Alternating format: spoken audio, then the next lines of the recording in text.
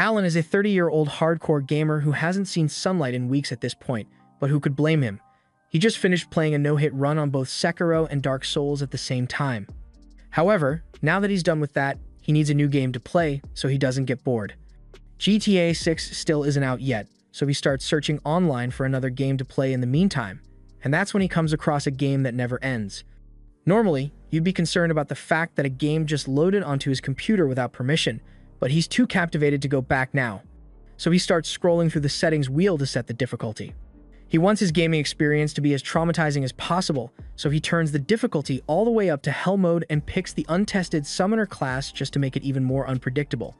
He then accepts all the terms and conditions without a second thought, but it turns out that there was a clause in there about transporting Alan to another world, so the next thing he knows, he's a newborn baby in the countryside. A year goes by like this, and being a baby isn't as bad as Alan thought it would be. He doesn't have to work or pay any bills, and he has good, loving parents taking care of him. His father's name is Rodin, and his mother is Theresia, and they seem like a lovely couple, but considering the fact that Alan set the game to hell mode, they're likely going to get the Wayne family treatment sooner or later.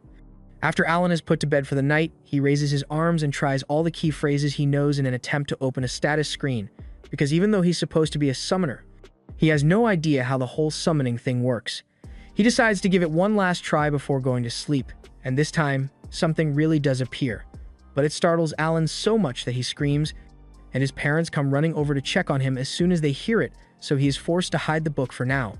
After making sure Alan is okay, his parents leave his room, and as soon as they are gone, he pulls out his book again. He is so relieved that he finally gets to see his stats after a whole year of trying, and it's around what you would expect for a 1-year-old summoner. His summoning skills are all bottom tier, but the book says they will level up the more he uses them, so Alan decides to give it a try right now. From what he can tell, he's only allowed to summon H-ranked insects and beasts at his current level, but that seems ridiculously weak, so he isn't expecting much. Just then, the book flips to the message section, and Alan finds out that he received a letter from the god of creation of this world. The god basically apologizes for the delay in creating Alan's status book, but since the summoner class was still under development, it took him a whole year to sort through all the necessary paperwork for it. Alan doesn't really care about the apology, but if the god dev team had to rush to finish the summoner class, then there must be some bugs left in there for him to exploit, so he's eager to test it out. He wants to summon an insect first, but he soon realizes that he doesn't actually know how to activate his summoning ability. Normally, he would check the subreddit or watch a tutorial for these kinds of problems, but he doesn't have any internet here, so he's going to have to figure it out on his own. He thinks about it for a few minutes and eventually realizes that he needs to create an insect skill card first, so he gives it a try, and it works perfectly. Now he can finally summon his insect, but before he could do so, his mother comes to check on him again, so Alan is forced to pretend that he's asleep again. The next morning, once his parents are busy with their daily duties, Alan opens his grimoire and finally summons the grasshopper. The room fills with tons of bright lights, and at first, Alan is mesmerized by how pretty it looks, but then a giant grasshopper flies into his face and he freaks out. He eventually realizes that this is the grasshopper he summoned, so he tries to give it instructions. But it turns out that even though it's a summon, it still only has grasshopper intelligence, so it can't understand a word he's saying. On the bright side, Alan finds out that summoning the grasshopper gave him a boost to his agility and endurance stats, and he's really happy about that, but all his celebrating gets his mother's attention, and once she finds the giant grasshopper on the floor, she immediately squishes it. Over the next few days, Alan tinkers with the insect summoning ability, but he's tired of that now, so he decides to try out the beast summon next. He summons a mouse, and once again the book sends it flying straight at his face, but Alan was expecting it this time, so he's not as startled. The mouse comes with its own set of buffs, but it's still pretty dumb, so Alan can't really talk to it. That said, one of its abilities is called Scurry, and whenever Alan tells the mouse to use it, it does so without fail. That said, this mouse's ability is downright useless, so Alan figures he will need to level up his abilities in order to summon some of the more powerful creatures out there. His grimoire says he's allowed to stock up to 10 summoning cards at once, and fortunately, the buffs for each summon stack as well. So if he stacks 10 mouse summon cards, his attack and HP go up by 10. This already makes him stronger than any regular baby, but he's going to have to level up his skills if he wants to become truly overpowered. Normally, this wouldn't be hard to do, but remember how Alan selected Hell mode because he thought the difficulty would be fun? Well, leveling up now requires 100 times the normal amount of experience, so he's going to be stuck grinding for a long time. Just then, Rodden returns from a long day of hunting, and he's completely covered in blood, but it's okay because it's not his blood. He explains that he just hunted a great boar with the other men from the village, and Alan seems really interested, so Rodden asks him if he would like to come see it. Alan excitedly agrees, so Rodden hoists him onto his neck and starts taking him towards the kill site. This is Alan's first time actually getting to see the outside world, so he's enjoying all the new sights, but it took a lot longer to get to the boar than he thought it would, so he ended up falling asleep in Rodden's arms. Once they arrive at the kill site, Rodden wakes Alan up to show him the boar, and Alan is stunned because this thing is absolutely massive, and I'm not even sure how Rodden managed to take it down in the first place. A few moments later, the villagers nearby notice that Rodden has come back, so they all start cheering for him because he is today's MVP. Alan asks if a great boar is really that strong, so Gerda explains that it is a C-ranked monster, and it usually takes at least 20 men to take one down, so they are pretty tough. This info is really useful to Alan because it gives him a solid benchmark on the strength gap between ranks, but before he can even think about summoning any high-ranked monster, Alan is going to have to start grinding XP to level up. 10 months of intense grinding later, Alan has finally risen to a level 2 summoner, and the bump comes with great perks like an all-around boost to his stats, as well as the ability to summon G-rank creatures and fuse them. But doing so requires a lot of MP, so Alan hurriedly eats his dinner to recover some mana and heads back to his room to try it out. Unfortunately, when he opens his grimoire, it tells him he still doesn't have enough mana to fuse any summons because his max MP is too low, so it looks like he's going to need to do even more grinding before he can try anything new. By the time Alan is 3 years old, he has finally raised his MP stats high enough to use his level 2 skill, and with the fusion section, he is able to create a G-rank bird which he names Chappie. Chappie's main skill is voice mimic, and it can basically copy any voice perfectly, making it perfect for distracting enemies. Alan was also able to summon a frog and a mole, and the frog's only ability is to jump up and down while flashing as a distraction, but the mole is a lot more active and can dig a giant hole in a matter of seconds. The G-rank monster skills are a lot more useful than the H-ranks, so Alan is finally starting to enjoy the gaming experience in this world, but it's still going to take a long time before he's strong enough to actually fight anything. And speaking of fighting, Gerda's daughter, Krina, comes looking for Alan because she wants to play with him. Krina's idea of playing is challenging him to a duel, and normally, this wouldn't be a problem, but she's way too strong for Alan to keep up with. He even went all out with his summoned buffs just to give himself a fighting chance, but he's still no match for her. By the end of the day, Alan and Krina return home, and apparently, while Alan has been grinding his XP this past year, Rodden and Theresia were getting busy because she's pregnant again. Since his mother can't do much physical labor anymore, Alan volunteers to help with the harvest to make things easier for Rodin. He is sure he can do it because with all his buffs, he pretty much has the strength and stamina of an adult now. But Theresia and Rodden don't think it would be fair to make their son work, so they tell him he should just stick to doing basic house chores and playing with Krina. Rodden reminds him that he will eventually grow up and have to get a job, so he should enjoy his time as a kid while he doesn't need to work. Alan is a little upset about being turned down at first, but then he remembers that farm work is unbelievably grueling work, and no father would want to force their 3-year-old to do that kind of work, so he agrees to let it go. Rodden is glad to see that Alan understands, but as they continue with dinner, Theresia recalls seeing Alan in the backyard throwing rocks at a tree a little while ago, so she asks him what that was all about. Alan says he was just practicing for self-defense in case a monster attacks their home, but in reality, he was trying to see if he can learn skills aside from summoning by repeating an action over and over, but he didn't have much luck with that. Rodden is impressed by Alan's work ethic and says he can't wait for his appraisal ceremony. Alan has never heard of the appraisal ceremony before, so he asks Rodden what it is, and he is informed that when you turn 5, you are appraised to find out what talents you may have. And if Alan is lucky enough to receive a powerful talent, he might become very rich and successful in the future. Winter rolls around, and Alan decides to summon a grasshopper out in the snow to see how long it can survive, and it lasts a whole day out here, so he's pretty satisfied. However, that satisfaction quickly fades away when Krina comes outside and starts asking him to fight her again. Unsurprisingly, Alan ends up getting his ass handed to him. But while he was busy with his duel against Krina, he completely forgot about the grasshopper he summoned, and it ends up crawling onto Theresia's leg, scaring her so much that she ends up falling over. And falling over while pregnant is a big deal. Rodin runs over to check on her, and she says she's fine, but she clearly isn't because that fall just sent her into labor, so the baby's coming today whether they like it or not. Rodin tells Krenna to go call her mother for help, and once she arrives, she helps Theresia through the delivery process. So by morning, the family has a brand new baby boy. Everyone is overjoyed, but Alan doesn't know how he should feel about this. He still isn't sure why a game reincarnated him into this world. But even though it was unexpected, he didn't have much going for him back in Japan, so he's not upset with how things turned out. That's why he has decided to focus solely on leveling up and protecting his new family, because they matter the most to him. By springtime, since Alan's appraisal ceremony is coming up, he asks his dad for some details on what it's like. His dad tells him that all kids have to do it once they turn 5, and if he happens to have an amazing skill, he has a decent chance of making it to the big leagues. But unfortunately, there's a lot of competition this year since a lot of the other kids are also turning 5, and that includes Krenna.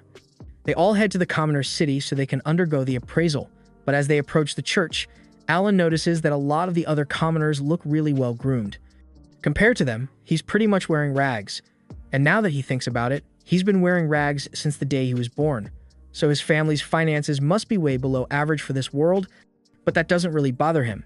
They all gather in front of the church, and as the priests come out, they hear a lot of people making fun of the brokies in the crowd, so they tell everyone that they had better be careful of what they say. Blessings are distributed equally to all, so even the poorest farmer could inherit a powerful skill.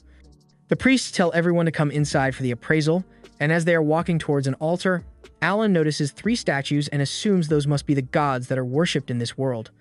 One of which is Elmea, the god of creation, and now that Alan thinks about it, Elmea was the one who sent him that apology letter for the class development delay.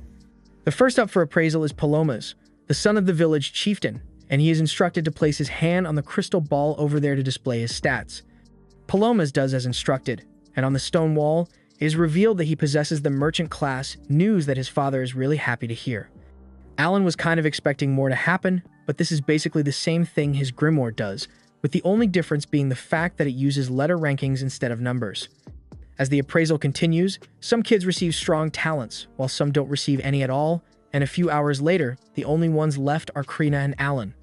Krenna is up next, so she excitedly runs up to the ball and puts her hand over it, but it suddenly starts glowing with an intense blinding light. Her father is worried that something might have gone wrong with the appraisal, but it turns out that the priests simply can't believe what they are seeing. According to the appraisal, Krenna just received the Sword Lord class, one of the strongest in existence, and her dad is unbelievably happy about it, but she doesn't really understand what's so special about it. Alan isn't too surprised by the news since he's been getting his ass beat by her for years at this point, but next up is Alan's appraisal, so he is told to approach the altar. As he touches the ball, nothing happens for a few seconds, but all of a sudden, there's a large flash of light, and Alan is knocked back. Rodin rushes over to check on him, and after making sure Alan is alright, he walks over to the priest and asks what Alan's talent is since he doesn't know how to read. He's expecting something really good since the crystal reacted strongly, but to his shock, the priest informs him that Alan is completely talentless. Alan can't believe what he's hearing because he knows for a fact that he does have a talent, but when he checks the board, he realizes that all his stats are E rank across the board, and he blames Elmea for doing a shitty job coding the summoner class. Just then, Rodin hugs Alan from behind to comfort him since he doesn't want Alan to feel bad about being talentless. They head home together, and everyone treats him normally despite the revelation that he is classless, and Alan appreciates how much his family cares for him, but he knows he isn't really talentless. He can still use his grimoire just fine, so he assumes his E-rank stats must be because he is playing on Hell mode. All the other kids were the same age as him, and relatively equal in strength, so their rank must be a reflection of how much they will grow in the future as they level up. So since Alan requires 100 times the regular amount of XP to level up, his stats are all stuck at E rank, even if his actual attributes are pretty strong. Most people would get frustrated by this kind of setback, but Alan isn't some filthy casual who enjoys playing games for actual fun. He lives for the soul-crushing grind, but he can't help but worry that there's something wrong with his summoner class because at the bottom of his appraisal, he saw a confusing error code pop up, so he's going to be sending a lot of complaints to the devs about it.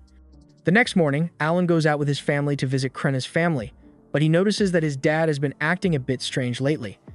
Over at Krenna's house, they are all about to celebrate Krenna's appraisal as a sword lord, but Rodin still has a sour look on his face, and Jurda says he refuses to celebrate with him until he goes back to normal. At first, Alan wonders if Rodin is jealous of Krenna and her family, but he knows his dad isn't that petty, so there must be something else going on here. The two of them continue arguing for a second until Gerda reveals that Rodin mentioned severing ties between their families before they sat down together.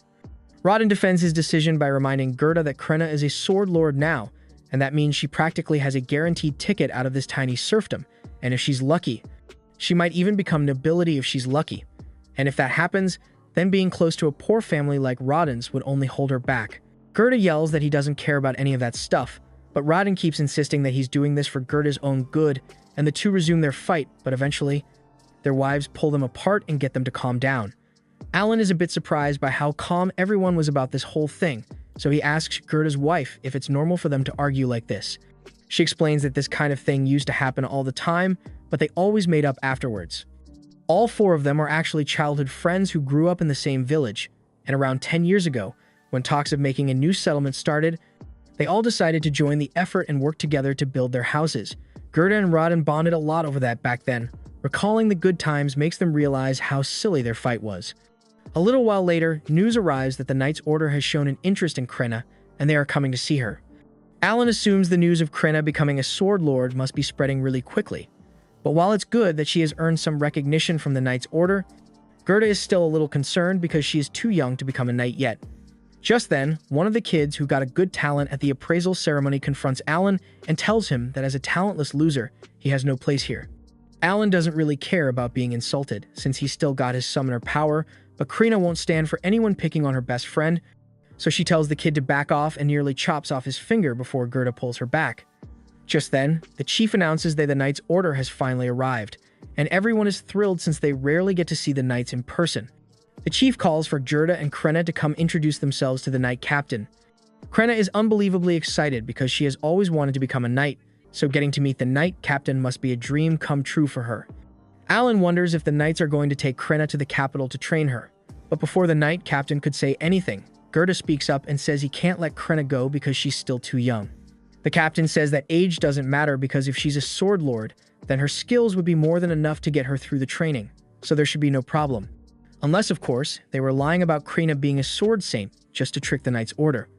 Gerda assures the captain that he isn't lying, but it's already too late because the captain has decided to put Krina to the test.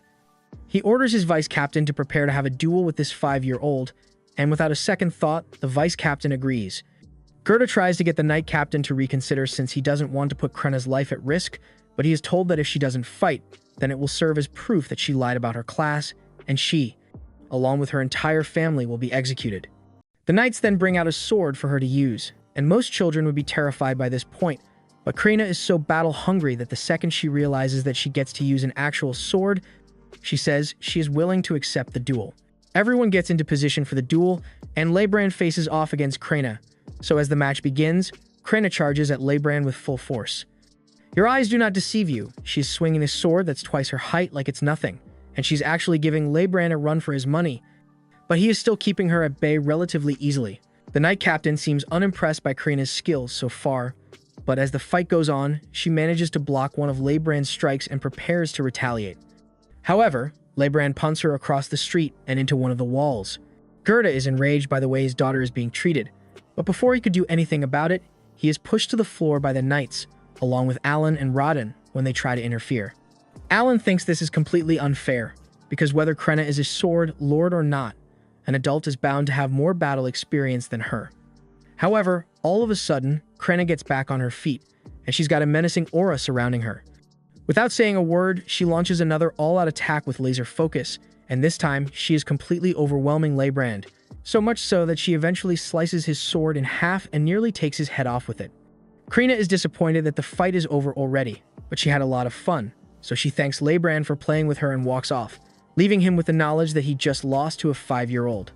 Gerda is relieved that Krenna managed to survive and starts praising her for doing a good job, but then the knight captain approaches, and Gerda becomes defensive because he doesn't want him anywhere near his daughter.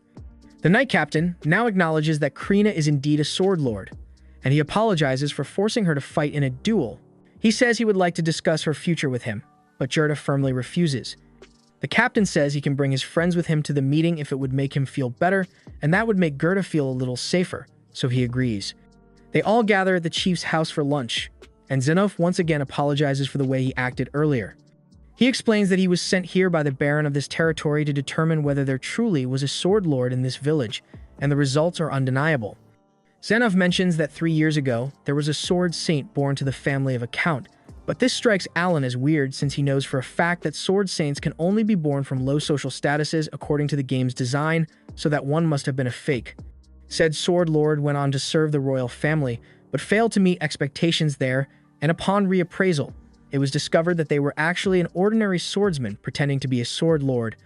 It was also later discovered that several nobles were greatly exaggerating their abilities, so the kingdom had to establish a zero-tolerance policy for falsified talent results. That said, he is still truly sorry for putting Krenna through such a harsh trial. He tells Gerda that he doesn't need to worry about them taking Krenna away from him because they won't do that. They want her to continue her training at home, and when she turns 12, if she wants, she can attend the academy to become a knight. 2 years of training later, Alan finally unlocks level 3 of his grimoire, and he is really excited about it. The level up grants him the enhanced skill, which means he can strengthen his summons now, and he can also hold 30 F-rank ones at once now, so the buffs he can stack are going to be amazing. He plans to experiment with it later, but for now, he's got to head back inside for dinner. As for updates on Alan's family, his little brother is turning 2, and his mom is pregnant again, so he's getting another little brother or sister. His parents start thinking of a name for the new kid, and at that moment, Alan happens to receive a message from the god of creation, Elmia, so he unconsciously says his name out loud. His parents misunderstand and assume Alan is suggesting they should name the baby after the god of creation, which is a big no-no in this world, and Alan can't really explain why he said it. So he quickly changes the subject and mentions how Gerda's scars seem to have completely vanished recently. Gerda explains that it's because he passed the trial of the gods earlier today while fighting a boar, but Alan has never heard of such a thing before, so he asks what it means, and Gerda explains that every once in a while, after a battle, you feel your body being refreshed and all your wounds being healed, and Alan assumes it must be the effects of leveling up in this world. Gerda is a strong warrior, so he must level up quite often, but as for Alan, even though his grimoire is level 3, his body is still only level 1 because he hasn't fought any monsters yet, and if he wants to grow stronger, then he's going to have to engage in battle. However, that's easier said than done, because he isn't allowed to leave the village without permission. The only exception to that rule would be hunting expeditions, but the second Alan tries to bring up the idea of joining the next hunt, his father turns him down because he doesn't want Alan putting himself in danger. That night, once everyone else is asleep, Alan opens his grimoire to read the message he got from Elmia, and he already has a good idea of what it's about since he left a strongly worded complaint after the appraisal ceremony. Long story short, Elmia apologizes for the technical bug that made Alan appear talentless during the appraisal, but it has been fixed now, so the next time he gets appraised, his summoner class will show up.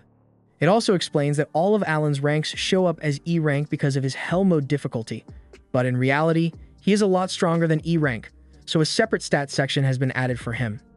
Alan takes a look at his new stat sheet, and it's a lot better than he thought it would be. He's got a bunch of S and A rank stats, which is about the same as what Krenna got, so he is satisfied with the results of all his efforts. Now that he's done with that, he decides to begin experimenting with his new abilities, and the first thing he wants to try is the enhanced skill, so he summons a grasshopper card and uses the skill. The effects of the skill boost the stats of the grasshopper directly, but it doesn't affect the buffs granted to Alan by extension. He decides to summon the grasshopper to see what a boosted summon looks like in person, and as it appears, it glows for a few seconds to indicate that it has been boosted. Aside from that, not much else is different, but before Alan could test out anything else, his mother suddenly comes in to check on him, and as soon as she spots the grasshopper, she freaks out and squishes it. The next morning, Gerda gets ready to go hunting, and while he's gone, Alan heads to the backyard to do a little more testing with his grimoire. He has attempted a bunch of different combinations in an attempt to unlock a new summon, but so far, nothing seems to be working, and he's done with his last pair of viable cards. Fortunately, this time, the fusion is successful, and he receives a new card, but he's not sure it's going to be useful, since its description says grass. On the bright side, it looks like the grass summon grants him an MP buff, so he can use it to increase the number of summons he can perform throughout the day. He then summons the grass card to find out what it's like, and an apple creature pops out, which leaves him even more confused than he was before. The apple doesn't have any combat skills, but it does possess a skill called Aroma, so Alan asks it to demonstrate, and it suddenly sinks into the ground before sprouting a stem. The stem does indeed have a wonderful aroma, but just then, Alan's mom comes to check on him again, and he tries to get the apple to hide itself, but it doesn't seem to be listening, so she ends up spotting the stem. Fortunately, she thinks it's just a regular stem, so she doesn't suspect anything, but Alan is still going to need to run a bunch of tests on this thing to figure out how it works. Later on in the day, Alan is training with Krena as usually, and even with the extra buffs from his level up, he is still no match for her strength. But Krena does notice that Alan has gotten a lot tougher. He is surprised to hear that, so he takes a look at his stats and realizes that his sword mastery stat is already at level 3 thanks to all the training he does with Krena, and he is really happy that his skill is improving. Now that he thinks about it, he also recently got a dog summon that has a bite attack, and he would love to try it out, but he doesn't think it would be fair to use it on Krena. After that, Alan spends the rest of the day throwing rocks at the tree in the backyard in hopes of awakening a new skill or something. But it hasn't been going well so far, so he's starting to feel like this is a huge waste of time. He also hasn't had a chance to do any other training since he has to look after his brother most of the time. Mash tells Alan that he's bored of throwing rocks at the tree, so Alan apologizes and says they can do something else after he gets a few more reps in. While Alan is preparing for his final tosses, Mash suddenly notices a bunch of saplings growing next to the house, and he is amazed since he doesn't recall seeing them there yesterday. Those saplings are the result of Alan activating a ton of apple summons at once for the MP buff, and thanks to the buff, he is able to fully restore his MP in 5 hours instead of the usual 6, so he can use over 15% more mana per day now. By nightfall, everyone gathers for dinner as usual, but Gerda isn't back from his hunt yet, which is really odd. Especially since they didn't intend to go deep into the forest today. Teresia is obviously worried, but she's trying to stay optimistic about the situation. However, all optimism goes out with Window and on CD. She hears the sounds of the panicked hunters carrying Rodden's body back home. Rodden was apparently injured during the hunt today, and just by looking at him, it's clear that he's lucky to be alive. He got hit by one of the boar's fangs in the gut, and while the other hunters managed to cauterize the wound to keep him alive, he's still on the verge of death. The only reason he even managed to last this long was thanks to the healing herb they gave him on the way here. Teresia is surprised to hear this since healing herb is really expensive, and she doesn't understand how they managed to get their hands on some. So Gerda explains that when the Knight Captain apologized for the way he treated them, part of the apology was a bag of gold coins, which is what they used to buy the herbs, but it wasn't enough to completely heal Rodden. The other hunters all start yelling about how this whole thing is those commoners' fault, but all the noise wakes Mash up and makes him start crying.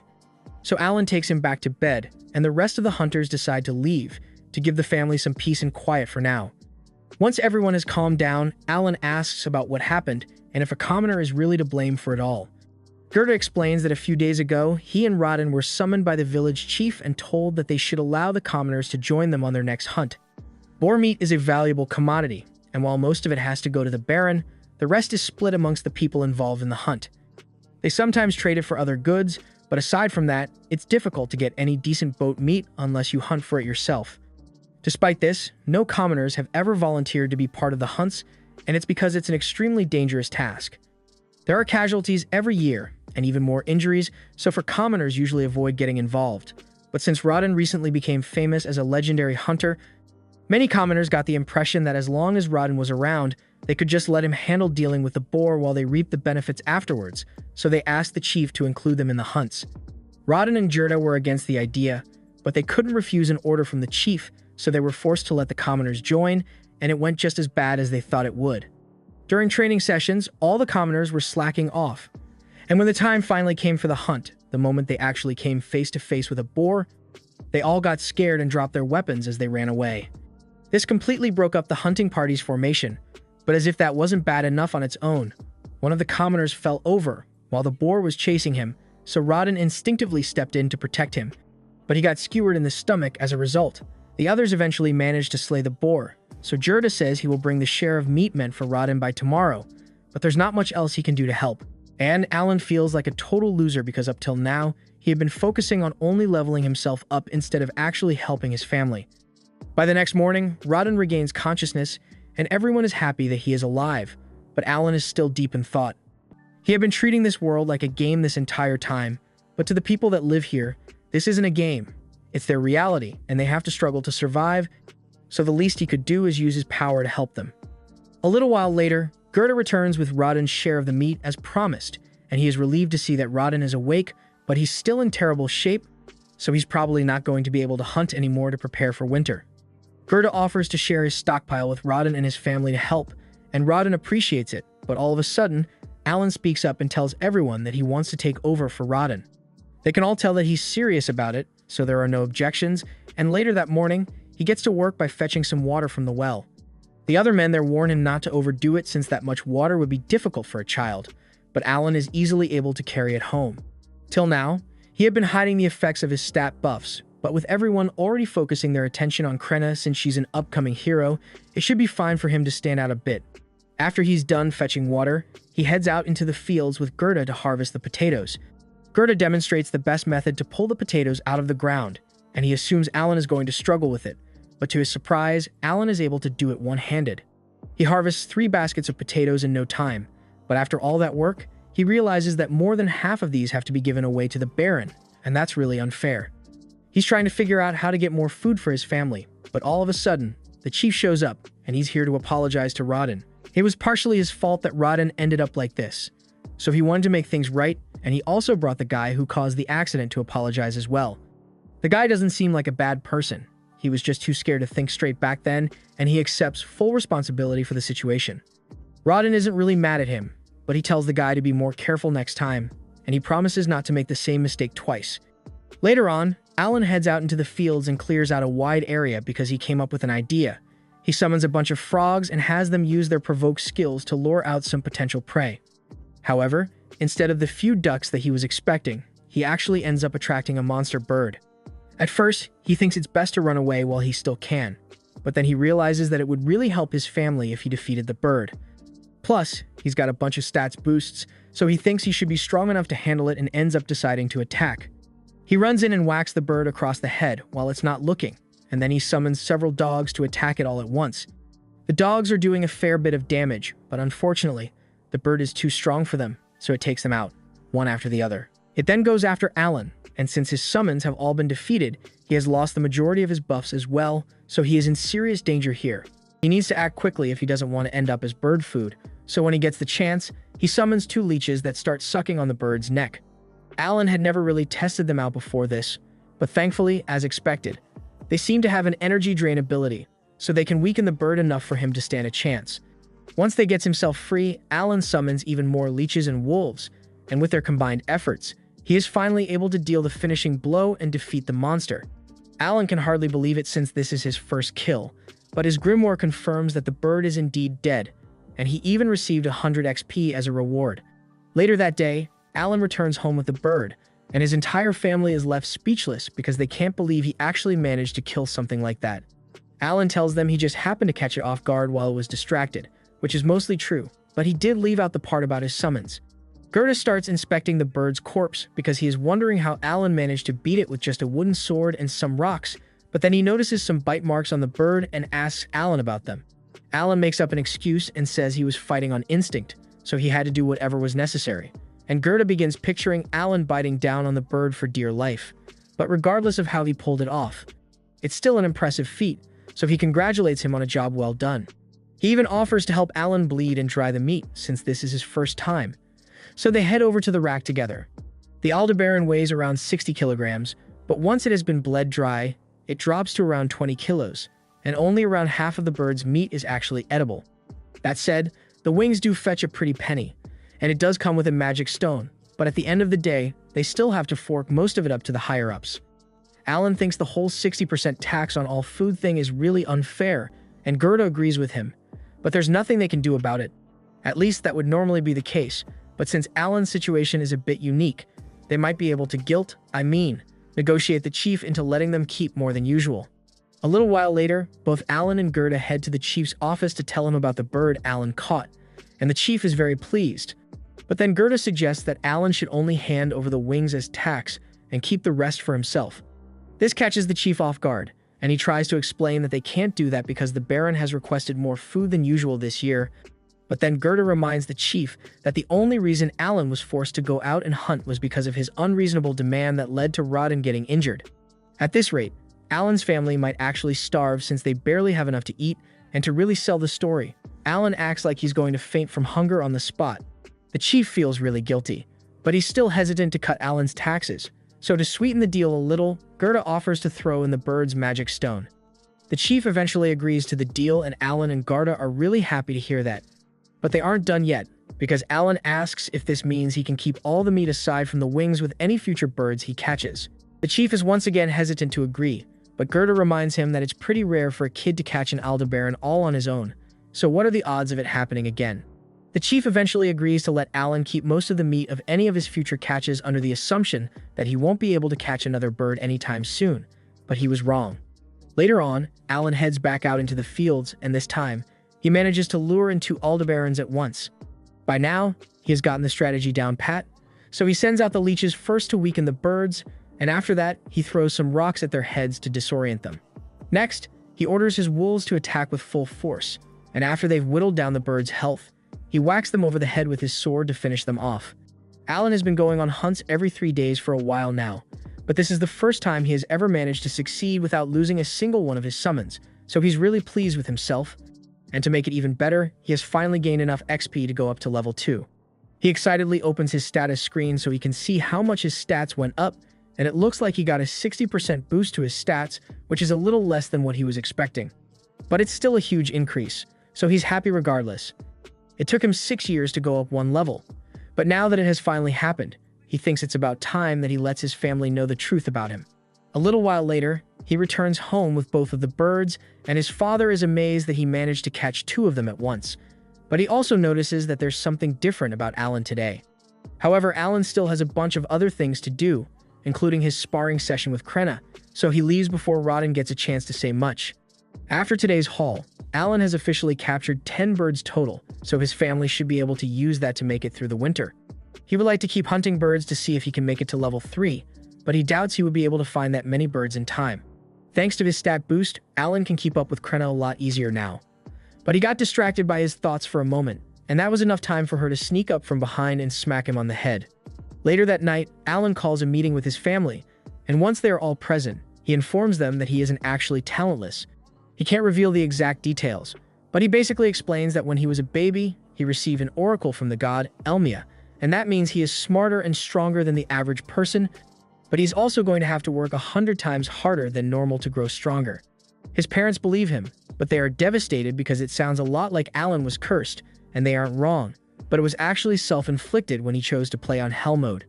Alan also tells them that the only reason he was appraised as talentless was because his talent was too new to be recognized. His parents are amazed to hear that and ask if this means Alan really does have a talent, but he tells them he doesn't know what it is yet. He thought about revealing the fact that he's a summoner at first, but he eventually decided not to, because he doesn't know how people will react once they find out that he can summon and control living creatures. Even though they don't know what Alan's talent is, they are relieved to find out that he is talented, because now it makes sense why he spent so much time throwing rocks at trees and hunting monsters, but they wish he would have told them sooner. Rodden asks Alan what he plans to do from now on, and Alan says he's going to continue doing his best to grow stronger, so his dad reminds him that he should feel free to ask for help if he needs it. But in the meantime, he probably shouldn't mention this to anyone else, because it would be really bad if he were mistaken for a false prophet. Though, it's probably fine to talk to Gerda about it since he isn't a snitch, and Rodden really wants to brag to him about how amazing Alan is. The next day, the first winter snow hits, so it's time for Alan to start bartering with the bird meat he stocked up on, and Gerda is coming along to show him the ropes. Gerda plans to trade in some of the boar meat he stocked up on before the winter. Fortunately, there haven't been any more accidents since. As long as there are no commoners to mess things up, the hunts usually go pretty smoothly, but hearing that gets Alan thinking, and he wonders what the difference is between serfs like him and Gerda, and the commoners. Gerda explains that commoners have a higher social standing than serfs, and the taxes they pay are also a bit different. Whereas serfs have to pay 60% of all the food they make as taxes, commoners only have to pay a head tax, meaning they pay 1 gold coin per person each year. Alan asks if it's possible for a serf to become a commoner, and Gerda explains that it is indeed possible, but you'd need to pay a tribute of 10 gold coins in order to do so. Alan does some quick math, and since his mom has another baby on the way, he would need to pay 50 gold coins for all of them to become commoners, which is a lot of money, but he's going to make it happen sooner or later. Alan spends the rest of the day shadowing Gerda to learn how much his bird meat is worth in the barter system, and by day 2, he has a decent enough understanding of it to make the trip on his own. A bag of salt costs him around 5 pieces of jerky, and that same bag of salt would be worth 5 silver coins, so 1 piece of meat is worth 1 silver coin. With the currency system, 1 gold coin is worth around 100 silver coins, So if Alan wants to save up 50 gold coins for his family, then he is going to need to hunt for the equivalent of 500 pieces of the Aldebaran meat. That seems like a lot, but Alan is sure he can get it done within a few years. For his next stop, Alan heads to the local potion store and asks if they have any MP recovery potions. The store clerk tells Alan he doesn't sell anything that fancy, so Alan asks if he has any healing herbs in stock instead. Hearing Alan mention the healing herb strikes a nerve with the store clerk because he got a bad deal last time he sold one. He recalls that a guy named Gerda came in here, begging to buy some healing herb to save his buddy. It usually costs 5 gold coins, but Gerda only had 3 at the time, so he begged the store clerk to give him a discount and promised to pay it back later. Gerda seems so desperate that the clerk decided to help him out, and to his credit, he did come back to pay the balance later. But the clerk was really worried that he might have gotten scammed at the time. Alan knows that his father wouldn't have survived if the clerk hadn't agreed to give Gerda a discount that day, so he thanks him for his kindness and offers him a piece of bird meat as a gift. Later on, Alan is walking through the streets when he spots a weapons shop, and he is surprised that a single weapon can cost as much as 50 gold on its own. But while he's minding his own business, all of a sudden, Dagora comes out of nowhere and picks a fight with him. He tries to assert dominance and convince Alan to become his minion, but Alan isn't going to let that kind of disrespect slide, so he sets his baggage down and pulls out his wooden sword before pointing it at Dagora. Now, he could beat Dogora's ass right now and be done with it, but he wants this to be a fair ass whooping, so he tells Dogora to go get himself a weapon.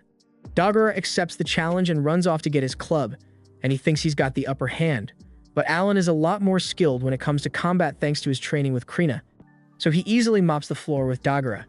Long story short, by spring, Dagora starts coming over to Alan's house so Alan can train him, but he's still a long way off from being able to compete. Mash has also begun training with Krina, but she's taking it a lot easier on him than she would with Alan since he's still new to combat.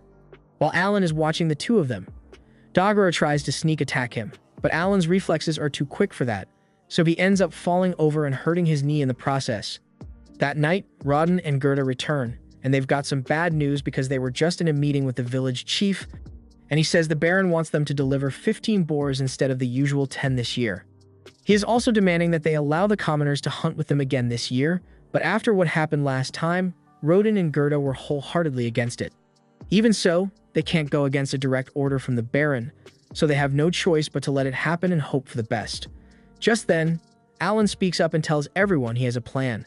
The reason having commoners join the hunt is a problem is because they are pretty much useless, but he has countless hours of experience in every MMO imaginable, and he is confident he can make even the most hopeless newbie useful to the team, so he asks to be put in charge of training the commoners before the hunts. When the time for the next hunt finally arrives, Rodin takes Alan to meet with the other hunters and tells them that he would like to use one of Alan's hunting strategies for today, but he makes it clear that Alan is just here to watch for the day, so he won't be doing any fighting. Alan already agreed to this arrangement, but he is a little disappointed that his dad won't let him fight since he was looking forward to leveling up, but Rodin wouldn't budge on it, so he might as well just take what he can get. The most important thing for this trip is that they train the newbies enough so they can handle themselves, because he wouldn't want a repeat of what happened last time. Speaking of last time, the guy that was responsible for getting Rodin hurt comes up to him to apologize again, and he tells Rodin that if anything bad happens today, he doesn't need to put himself at risk just to protect him. Rodin tells the kid that all he needs to do is focus on fulfilling his role, and if he can do that, then hopefully nothing will go wrong. With that, the hunt team heads out into the forest to search for their prey, and this is technically the first time Alan has been allowed to leave the village walls to go into the forest, so he is really excited. Once they make it out into the forest, Gerda reminds everyone of the plan and tells them to get into their positions. A few of the newbies act as bait to lure out a boar, and once the boar comes running out of the brush, it is intercepted by Gerda and his squad. After they've successfully stopped the boar, Rodin and the others come running in from the sides and stab it over and over.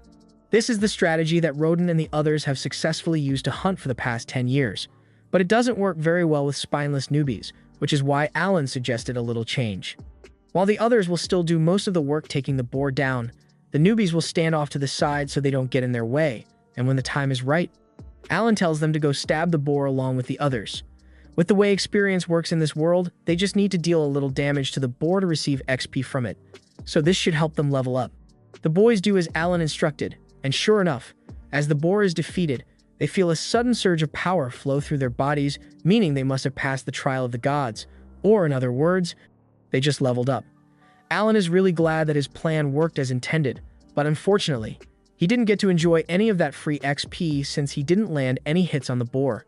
The next day, Alan is over by the well with a few of the older guys when he hears that one of them has been focusing on butchering meat instead of hunting, since his wife is pregnant and he wants to play it safe. And since that's the case, Alan asks him for a little favor. He leads the man back to his house and shows him the set of Aldebarans that he recently captured. The man is amazed that such a little kid was able to catch so many birds, but Alan explains that he has a bit of a problem. He can't handle butchering all these birds on his own, so he was hoping the man would help him out a little, and in exchange, Alan is willing to give him 2 packs of meat per bird butchered. The man is more than willing to help since it's a really good deal for him, but he asks Alan if he's really okay with giving out so much meat as payment. Alan assures him that it's fine, and the reason he's okay with it is because these birds aren't part of his family's food reserves. Alan caught these birds specifically so he could sell them to earn the 50 gold coins he needs to raise his family's status. Later that day, Alan is back out in the forest with the hunting group, and they've got a few extra newbies with them today. The plan is to gradually expand the group until they have enough people to make 2 groups to hunt twice the amount of boar like the Baron wanted. But Alan is still a little curious about why the Baron is so interested in increasing the amount of boar captured since it's not like there's a food shortage or anything. Just then, a boar comes charging out of the forest, so all the hunters prepare themselves, and just like last time, after the boar has been brought under control, the newbies are called over to join in for the finishing blow. Just like last time, the newbies all level up from the free experience they gained, but thanks to some quick thinking from Alan, he also managed to reap the benefits of the kill. All he had to do was send out one of his grasshoppers and let it be squished by the boar to technically make himself a participant of the battle, and it worked out just as he hoped it would since he managed to make it to level 3, but he does feel a little guilty for sacrificing one of his summons like that.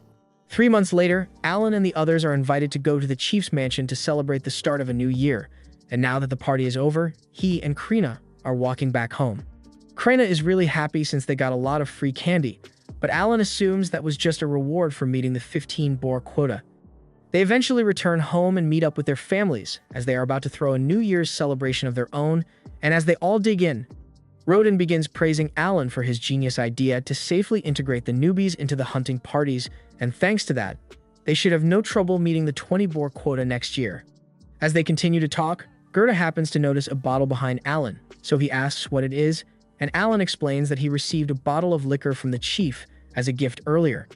Gerda and Rodin are really excited to hear this because they've been looking forward to getting to drink, but Alan reminds them that the liquor was personally given to him, so they can't have it unless he says so. This is all part of his plan to get them to let him fight during the hunts, so he says he will only let them have it if they can beat him in a game.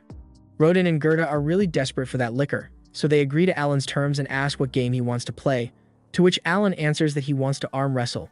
Gerda and Rodin are fine with that, but before the game begins, Alan asks them what they are going to give him if he wins because he needs some kind of reward for his effort. Rodin can tell that Alan already has something in mind, so he asks him to just tell them what it is, and that's when Alan explains that he just wants them to let him fight in future hunts. Rodin doesn't like the idea, but he sees no harm in playing along since he's sure he's going to win anyway, so he and Gerda get ready to arm wrestle with Alan. First up is Gerda, and he seems pretty confident that he won't lose a contest of strength against a 7-year-old, but unfortunately for him, Alan has stocked up on every strength buff available with his summons, so as the match begins, Alan matches Gerda's strength and eventually manages to overpower him. Gerda can't believe he lost, but Rodin kind of expected as much considering all the amazing things Alan has been doing lately, but he is still confident that Alan won't be able to beat him like he did with Gerda, so after a short break, Rodin locks arms with Alan. Just like with Gerda, Alan matches Rodin's strength at first, but this time, Alan actually ends up getting overpowered and losing. He assumes Gerda must have strength somewhere around D rank, which means Rodin's must be around C rank, so it makes sense he couldn't win. As promised, he hands over the liquor, but he swears he will get strong enough to beat Rodin someday. Later that year, Alan finally manages to level up his summoning skills again, and now he's got access to a bunch of E-rank summons. He's still going to need to do some experimenting to figure out what kind of summons he's got now, but he has more than enough MP to spare for a few tests. The level of buffs provided by E-rank summons is bound to be stronger than that of the F-rank ones, so Alan is certain he would be able to beat Rodin in arm wrestling now. But before he could run off to go challenge his dad, he notices an extra feature in his grimoire, and it says, Storage. Alan taps the icon and his grimoire opens to a page with a black square on it, so he assumes this must be the storage skill in question. He decides to test it out by throwing a rock inside to see how deep it is, but after the rock goes in, he doesn't hear it hit the bottom. He reaches his hand in to see if he can feel the inside of the storage space, and as he does so, he gets a mental image of the rock he threw in earlier. He decides to try throwing even more things inside, and basically, as long as it can fit through the opening in the book, there is no limit to how much the space can store. But this seems a little too broken to be a random skill he unlocked, so he has a lot of questions. After all, something like infinite storage is a top-tier skill, so he really doubts the devs would go handing it out without a reason. Most of the time, whenever you receive a useful-looking item or skill, it is usually because you're going to need to use it in the near future. So Alan needs to figure out what the intended use is supposed to be. That aside, he also wants to try out his new E-rank summons, so he tries calling one out, but nothing happens. Alan is surprised that it didn't work since he's sure he has enough MP for the summon, but that's when the system informs him that he will need E-rank magic stones in order to summon an E-rank monster. He had no idea he would need magic stones for this, but as luck would have it, he just so happens to have a stash of magic stones he got from killing a few rabbit monsters around the village, so after retrieving them, he heads outside and tries to summon the E-rank insect again, but it still doesn't work. This is when he recalls the storage space and decides to try throwing the magic stones in there to activate the summon, and that seems to do the trick. So Alan is able to summon a beautiful butterfly, although it's a lot bigger than he thought it would be. Just then, Alan's mother comes over to check on him, and considering how squeamish she gets around bugs, Alan doesn't want to risk finding out what will happen if she spots a giant butterfly, so he hides behind his back while making up an excuse to keep her from getting suspicious. He then decides to head out into the fields to try out his next summon, and it's a good thing he did because the summon turned out to be a saber-toothed tiger, and it's really scary in person. He then tries to fuse the butterfly and the tiger to see what he will get, but nothing really happens. He then tries throwing a few more magic stones into storage, and that seemed to do the trick, but he's going to need a lot more magic stones if he wants to try more summons. Later that night, while having dinner, he asks his dad if there are any more rabbit monsters in the village, but Rodden tells him all the rabbits are gone. They dug a ditch around the village a few years back to get rid of most of them since they are pretty dangerous to have around kids, but if all the rabbits are really gone, then Alan is going to need to find another way to gather magic stones. The next day, during training, he decides to ask Palomas about magic stones, and he is informed that they are mostly used to power magic items, but the E-rank ones are seen as practically useless, so it's pretty common to just find them scattered across the ground. Alan hadn't even considered the possibility that he could find the magic stones on the ground, but now that he does know, he's got a lot of scavenging to do. A little while later, Alan has managed to gather enough magic stones to unlock all his new summons, and he can already imagine how powerful he will become if he keeps progressing. Because his summon ability allows him to fill out all the roles of an average party all on his own, so with countless beasts at his disposal, he will be unstoppable. A little while later, the chief invites Rodden, Gerda, and Alan to dinner and informs them that the Baron apparently intends to pay the village a visit next month. He says he wants to watch the boar hunting, which annoys Gerda a lot because the Baron has already put them through enough stress with his boar quota increases. Rodden says he has no problem with the Baron watching the hunts, but he doesn't understand why Alan was called to deliver such news, and that's when the chief reveals that he was actually hoping Alan would act as the tour guide for the Baron while he's in town. Alan personally doesn't like the idea of having to entertain the Baron, but at the rate he's going, it will take him close to 10 years to hunt enough birds to grant his family commoner status, and that's way too long. However, if he manages to impress the Baron enough, he might be able to earn a promotion from him, so he decides to do it. A month later, Baron Granville arrives in the village along with his daughter, Cecil, and Knight Captain Zenov, and they are brought back to the chief's house for lunch. First of all, Granville apologizes for making such an unreasonable request with the boar meat last year, but he simply couldn't refuse a direct order from the king. The chief is shocked to hear that the boar quota increase came from the king himself, but Granville clarifies that the real culprit behind it was Viscount Carnal, because he intentionally called attention to the boar meat in front of the king to goad him into making the order. A little while later, the food is served, and both Granville and Cecil are amazed by how delicious the meat is, so Granville asks the chief what the dish is called, but the chief has no idea how to respond, so Alan cuts in and explains that the meat is from a bird he hunted and prepared yesterday, specifically, so the Baron would have the freshest ingredients for his meal. Granville is impressed by how well-mannered Alan is, so he asks if he is the chief's son.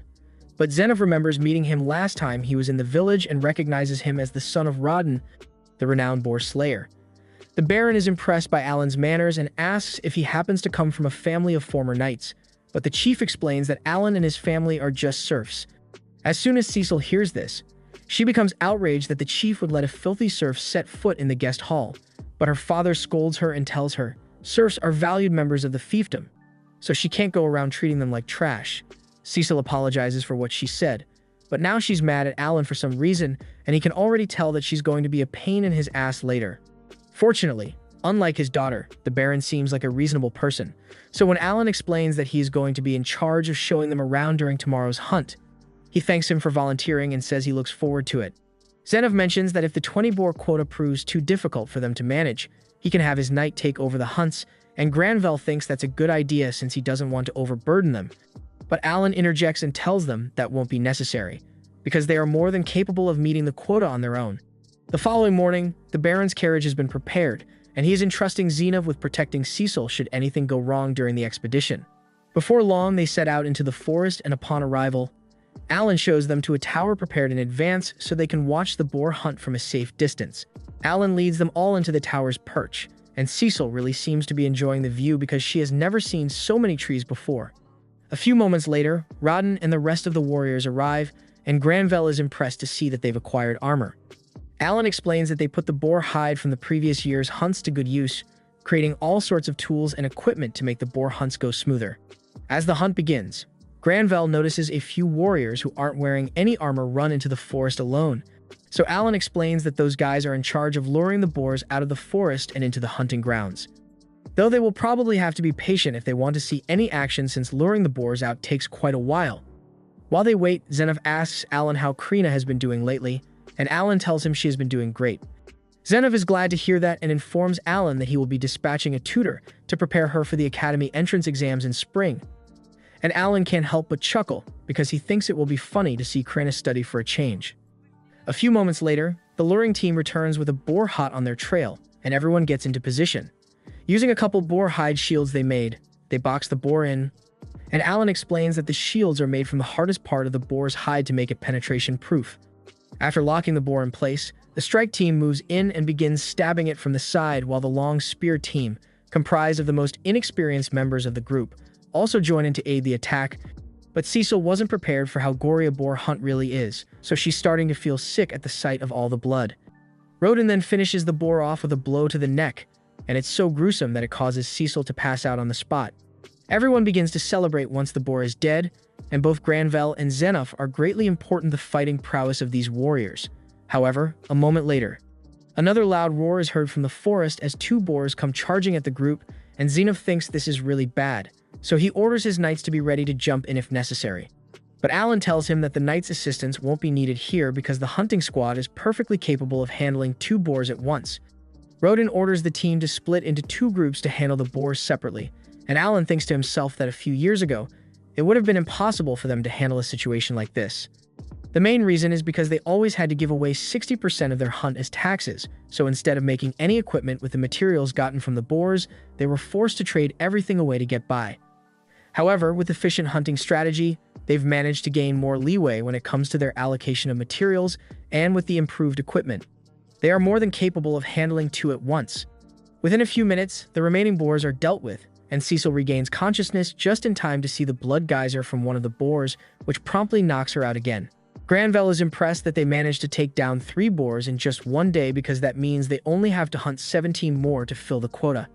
But Alan corrects him and explains that they only actually need 10 more, because before Granvelle decided to pay them a visit, they had already captured 7 other boars. The Baron is glad to hear that because it means the quota won't be as much of a burden on the village as he had thought, and while the Baron is in a good mood, Alan tells him he has a few requests to make.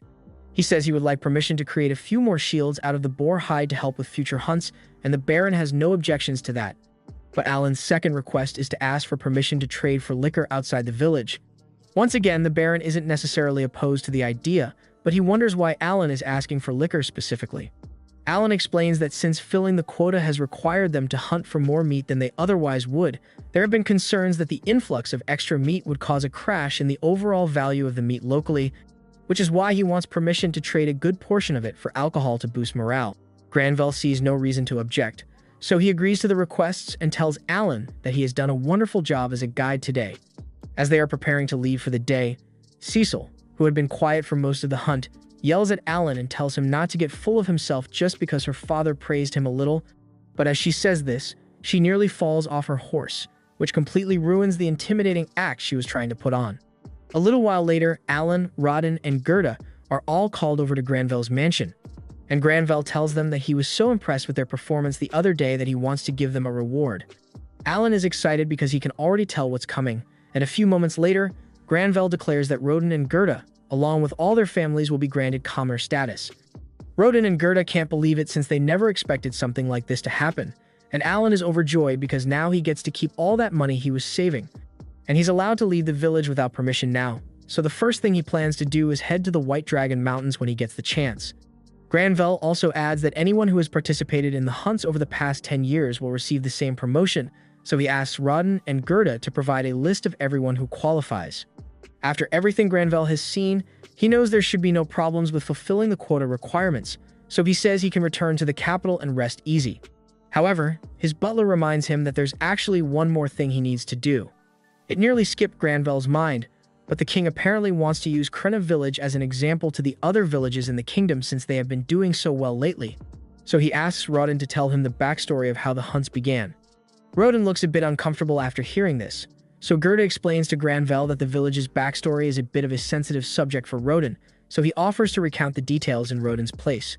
Gerda explains that around 13 years ago, 100 serfs moved onto the land as part of the king's reclamation decree, and they worked hard for 3 months to make the place livable, but just when things were finally starting to go their way, they were attacked by a giant boar, which destroyed all the food they had stored up for winter. There was no way they would survive till the next year if they didn't do something, so Rodden suggested that they should try hunting the boar for meat, and everyone agreed with him. They didn't have any weapons or equipment at the time. They attacked the boar with nothing but shovels and hoes, and miraculously, they were eventually able to defeat it. Granville is impressed by the story, but he doesn't understand why Rodden is so sensitive about it since it sounds like his initiative is what led to the boar hunts that made the village prosper. However, Gerda informs him that during that hunt, one of Rodden's close friends ended up dying, and Rodden has blamed himself for it ever since. Granville understands how Rodden must feel, and to make up for bringing up such a painful memory, he tells Rodden he is allowed to make any request he wants. Alan thinks this is great and tells Rodden he can ask for some high-quality liquor, but instead, Rodden asks the Baron to allow Alan to work on his estate, even if only as a simple hallboy. Alan internally freaks out after hearing this, because if he gets employed at the Baron's estate, he will have even less freedom than he already does, so he is hoping the Baron refuses Rodden's request. But to his dismay, Granville actually says Alan is too good to be a mere hallboy, so he will employ him as a fully fledged servant of the estate. Cecil is outraged by this since she can't believe a filthy serf is going to be allowed into the mansion, but her butler reminds her that Alan isn't a serf anymore because he was just promoted to a commoner. Alan really wants to find a way to back out of this, but Finn's Rodden seems really happy about the whole thing, so he would feel bad if he ruined it by turning down the offer now. The next day, Alan gets dressed for his first day as a servant at the Baron's estate, and though his family is happy for him, they are also really sad to see him go. Krena is especially upset about not getting to see Alan again, so Alan suggests they should spar one more time before he leaves, and that seems to cheer her up. As their battle begins, everyone watches expecting Krena to dominate Alan as usual, but this time, Alan dumped all his stat boosts into agility, and it made him quick enough to keep up with and even outpace Krena despite her being a sword lord. Eventually, Alan wins the duel by holding his sword to Krena's neck, and she's in shock because this is the first time she has ever lost, but Alan says they can just call this a draw, and they'll have a rematch in the future to decide the real winner. The time soon comes for Alan to leave, so everyone starts saying their goodbyes, and even Dagora shows up to give Alan a knife as a present before he leaves the village. After that, Alan's parents both walk Alan to the village gate, and along the way, Rodden tells Alan that being a servant is only the first step for him, and if he works hard, he will definitely move up in life. They eventually arrive the gate where the chief has already prepared a carriage to take Alan, Cecil, and the Baron back to the city. It's a little awkward in the carriage since Cecil won't even look at him, and he has nothing to say to Granville, but he's going to find a way to make it work. Thus, Alan's life as a servant at the Baron's estate officially begins, and since he's a similar age to Cecil, he is put in charge of taking care of her, which basically means he is required to listen to all her demands, no matter how unreasonable they may be. For example, she asks Alan to carry her on his shoulders so she can reach some fruit that's up in a tree, but after she gets the fruit, she realizes it tastes awful and blames Alan for not warning her about it sooner. She's not a bad person, but she's really annoying to have to deal with all day, though Alan can't say anything about it since that would be disrespectful.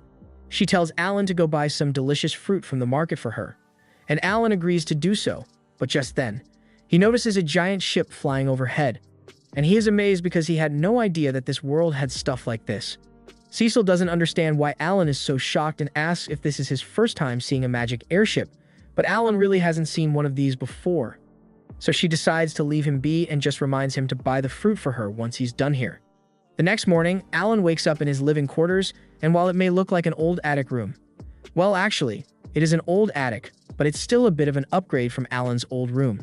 He has used his summoning skills to grow some grass plants with recovery-boosting aroma, so he always starts his days feeling fresh and energized. That said, he's still really hungry, so he decides to head downstairs for breakfast. In the dining hall, all the other servants are already eating, and over the past few days of working here, Alan has gotten to know them pretty well, especially the head servant, Rickle. When Rickle sees Alan, he asks him if he has been getting along well with Cecil, and Alan says yes, but Rickle can tell by looking at his face that she's been rough on him. He explains Cecil is only asking so much of him because he's a servant instead of a hallboy, but Alan has no idea what the difference is.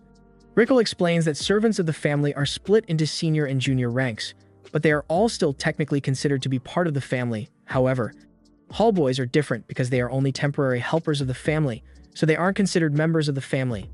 Alan is surprised because he had no idea that becoming a servant here made him a member of the family, though now that he thinks about it, it does make sense why his dad was so overjoyed when the Baron made the offer. Later that day, Alan and a few other servants serve the Baron's family breakfast, and the Baron's wife is quite impressed by how well-mannered Alan is despite his humble upbringing. The Baron is also impressed that Alan is so skilled despite the fact that he is talentless, and though the part about him being talentless isn't true, Alan decides to just go along with it. As soon as Cecil finds out that Alan is talentless, she begins bragging about how she has the wizardess talent and her older brother has the swordsman talent. But Cecil's father yells at her to stop bragging about talent in front of her brother because it's a sensitive topic for him. Cecil's younger brother, Thomas, has always felt inferior because he doesn't have a talent. So hearing Cecil brag about it like that made him tear up, and Cecil feels really guilty for making him upset, but she still somehow finds a way to blame Alan for it. Later on, Alan has the afternoon off from work, so he decides to head into town, and his first stop is the Adventurers Guild because that's his #1 goal. He walks up to the front desk and asks the receptionist if he can register as an adventurer here. She explains that she can help him register, but first she needs to ask how old he is. Alan informs her that he is 8 years old, but unfortunately, she tells him that the minimum age to register as an adventurer is 12, so he isn't allowed to become one. Alan is devastated to hear this since he doesn't want to have to continue being a servant for 4 years, but since there's nothing else he can do for today, he decides to head to the notice board to gather some intel. At the board, he notices all kinds of monsters with different ranks posted with bounties, but a few moments later, an adventurer named Raven walks up to him and says this isn't a place for a kid like Alan, so he had better leave. Alan apologizes and agrees to leave, but before he does, he asks Raven why bounties are organized that way. Raven explains that monsters get stronger the further away from the city you get, so naturally, some of the strongest monsters are located in the White Dragon Mountain. Alan then notices a really old bounty on the wall of the White Dragon, so he asks why no one has taken it out yet even though the reward is so good. Raven explains that the White Dragon is simply way too strong for anyone to beat, but there's a ton of mithril growing in that area. So there are still tons of requests for it, and the bounty keeps getting higher and higher. All that information was really helpful. So Alan thanks Raven and heads on his way. He can't register himself as an adventurer yet, but that doesn't mean he can't fight monsters. And since this is his day off, he plans to make the most of it. He runs straight to the city gate, where he is stopped by a guard. Normally, people aren't allowed to leave the city without permission, but since Alan is technically a member of the Granville family, he is allowed to use their seal as identification, and that pretty much grants him access to wherever he wants to go. As soon as the guard opens the gate, he rushes out into the forest so he can start hunting monsters, but he doesn't want to be too careless, so he decides to start slow. Since monsters get stronger the farther into the forest you go, he only walks a few kilometers out so the monsters in the area will have an average of D rank. Once he arrives at an ideal location, Alan summons a hawk, and since the hawk has high intelligence, it is smart enough to understand Alan's commands. So he summons 5 more and orders them to fly into the air and track down any monsters in the area. While he's waiting for the hawks to find something, he decides to evaluate the intelligence of his tiger summon, but while it is obedient to him, it doesn't really understand Alan's commands, so it can only do so much.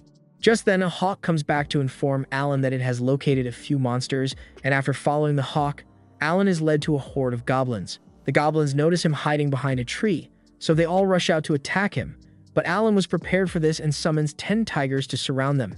And for good measure, he summons a butterfly to cast a sleep spell on the goblins to make it easier to finish them off. Killing goblins doesn't earn him as much XP as killing a boar would, but a key benefit here is the fact that taking the goblins out is a lot quicker than taking a boar out, so Alan can farm them to his heart's content. By nightfall, Alan has hunted around 80 goblins, earning himself 16,000 experience points and allowing him to go up by 2 levels. He is really pleased with how his day off went, because not only did he level up, he also learned a lot about his summons. For example, the butterfly's sleep spell has an 80% chance of successfully putting a goblin to sleep, and D-rank magic stones can't be used to create E-rank summons, even though they are more valuable. Anyway, even though it's late, Alan wants to keep farming, so he asks the hawks to go look for more monsters to fight, but they all just kind of stare at him without moving. Alan asks what's wrong, and that's when he finds out that the hawks aren't capable of seeing well at night, so they won't be able to scout monsters for him anymore. That's a huge bummer for Alan since he still wanted to hunt a little more, but he's got bigger problems to deal with right now, because he was planning to rely on the hawks to help him find his way back to the city. And if they can't see anything in the dark, then that means he is pretty much lost in the woods, but he can't spend the night out here, so he is forced to stumble through the dark until he eventually makes it back home. A month later, Alan commissions a blacksmith to make 3 metal balls for him since he has been meaning to find a way to make his rock-throwing skill more effective, and these are perfect. So after paying for the balls, he tosses them into his grimoire's storage. Over the past month, Alan has gone hunting 4 times, and thanks to his successful XP farming sessions, his level has risen all the way to 12, so he finally feels like he is making some progress. Later that night, he returns to the Granville estate, but as soon as he walks in, he is cornered by Sebas and told that the Baron wants to have a word with him. Alan heads to the Baron's office to meet with him, and he begins praising Alan because ever since he arrived, the others in the mansion have had nothing but good things to say about him. However, the Baron is a little concerned about what Alan does on his days off because he has been told that Alan leaves early in the morning and does not return until late into the night. Of course, the Baron tells Alan that he isn't in trouble because he is free to do whatever he wants with his days off, but he just wants to have an idea of what Alan is up to. Alan understands why the Baron would be suspicious of his behavior, so he decides to be completely honest and explains that he has been hunting in the forest on his days off. The Baron asks why Alan is doing it, so Alan explained that as the son of a hunter like Rodin, it is simply natural for him to want to hunt as well. The Baron can't argue with that, so he tells Alan he is free to continue hunting as much as he wants. However, there is one condition. Sebas assumes that Alan must be hunting E-rank rabbits since he doesn't know he is strong enough to handle D-rank goblins, so he tells Alan that he cannot sell the meat he catches to any of the local butchers since it could cause a scandal if it became public knowledge. Instead, Sebas offers to have the estate buy any meat Alan hunts at 1 silver coin per bundle, which is higher than the current market rate. Alan is overjoyed by this news, especially since till now, he had just been throwing away all the meat he gathered, so this will give him a chance to earn a little extra money. 6 months later, Alan is out in the forest on one of his weekly hunts, and today, he plans to kill at least 100 goblins and a few horned rabbits to bring back to the mansion. Just then, one of his hawks returns, and he assumes this must mean it has found more monsters.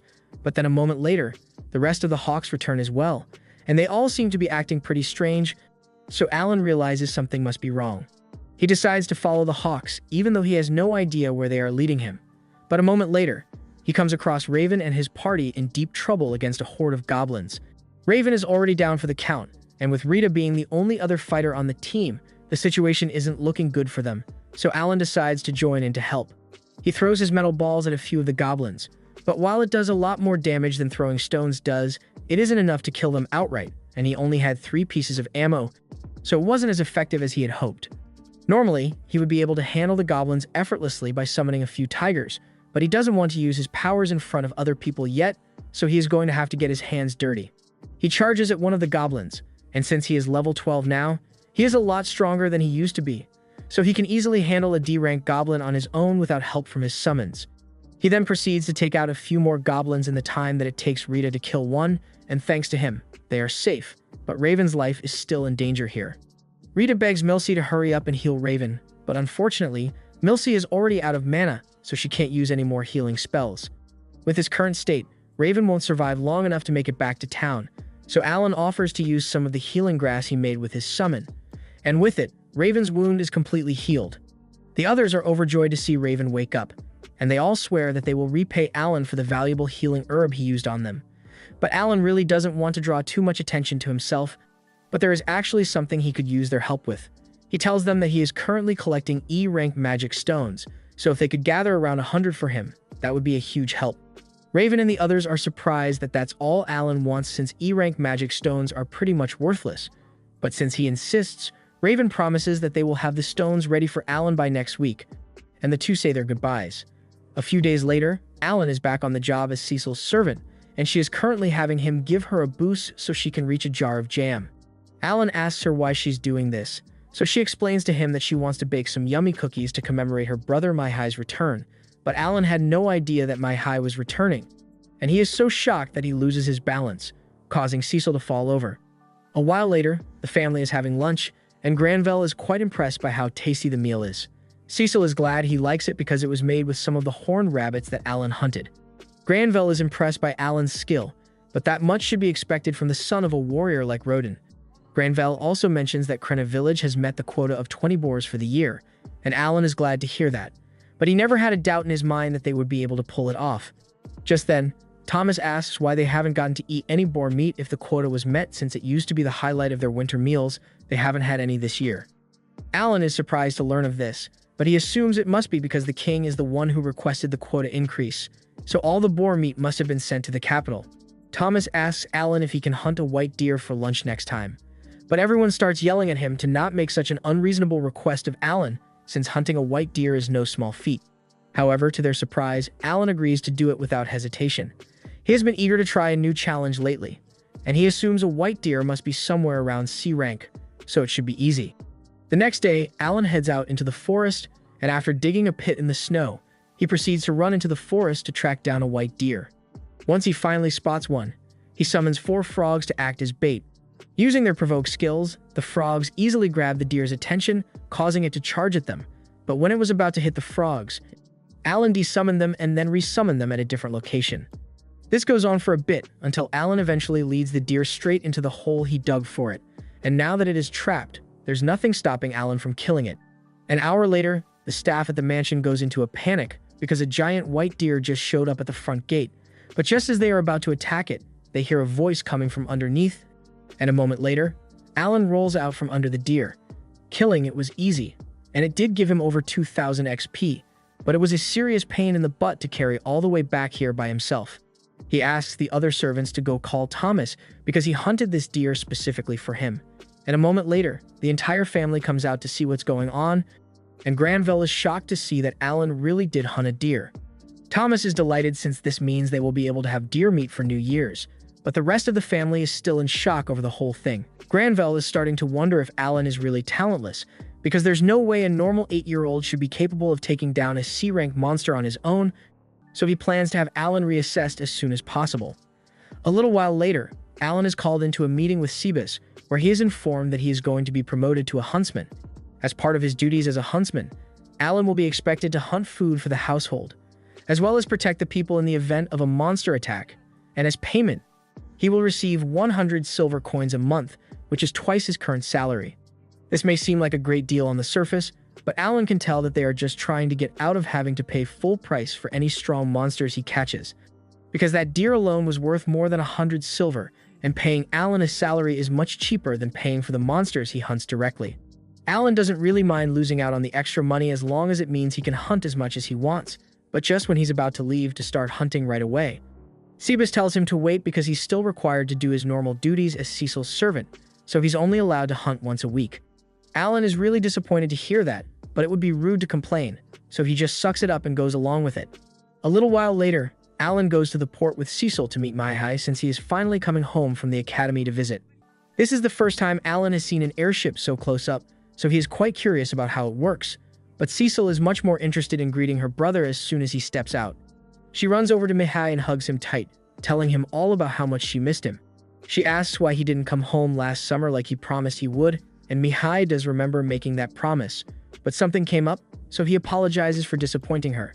Alan walks up to Mihai and offers to carry his bags while Cecil introduces him as her servant. Mihai is a nice guy, and just by taking one look at Alan, he can tell that he's quite talented, so he tells him as much. Alan is relieved that Mihai is so mature, because he wouldn't be able to handle another Cecil. But Cecil and Mihai seem to get along really well as family, and it makes him wonder how his own family is doing.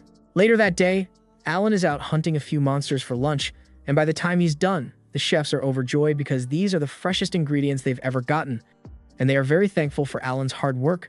But just as he was about to put the meat away, he noticed Mihai and Zenov dueling in the garden.